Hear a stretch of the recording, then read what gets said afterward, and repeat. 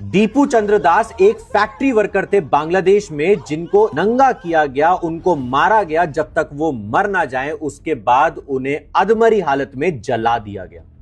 और यह सब इसलिए किया गया क्योंकि दीपू चंद्र दास ने कुछ बोला जो इस्लामिक रेडिकलाइज्ड एक्सट्रीमिस्ट को पसंद नहीं आया।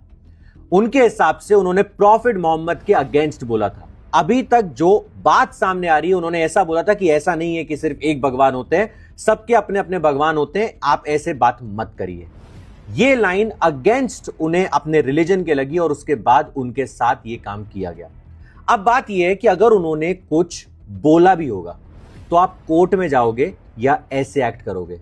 फिर वही बात क्लियर हो जाती है कि जब तक या तो आपके पॉलिटिशियन जैसे शेख हसीना वो सेक्युलर हो तो आप ये सब नहीं करोगे।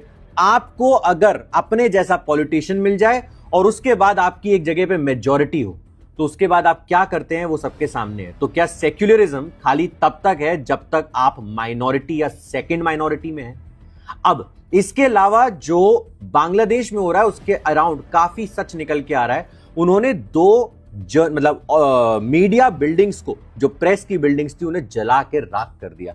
पहली बिल्डिंग है प्रोथोम एलो, ये बेसिकली बंगाली न्यूज़पेपर है, बिगेस्ट बंगाली न्यूज़पेपर है बांग्लादेश का। और दूसरी बिल्डिंग थी द डेली स्टार, जो बांग्लादेश का लीडिंग इंग्लिश न्यूज़पेपर है। और पता है कैच क्या है? ये दोनों newspaper passively pro Mohammad Yunus है, जो वहां के इंटरिम लीडर है। तो ये उनके बारे में थोड़ा सा अच्छा लिखते थे। इनके दोनों न्यूज़पेपर की बिल्डिंग्स को जला दिया गया है, जर्नलिस्ट को एम्बैरेस किया गया है, और ये सब सिर्फ इलेक्शंस की वजह से हो रहा है। अब जो ये उस्मान हादी था, जिसकी डेथ हुई है, 32-33 इयर्स ओल्ड था, और इसी की वजह से, मतलब इसी ने लीड किया था जो 2024 में शेख हसीना की गवर्नमेंट को बाहर किया गया था। पूरा स्टूडेंट प्रोटेस्ट इसने लीड किया था। इसको, जो मैंने बताया था कि इसको गोली मारी गई थी, उसके बाद ये कोमा में था, कल रात को इसकी डेथ हो गई।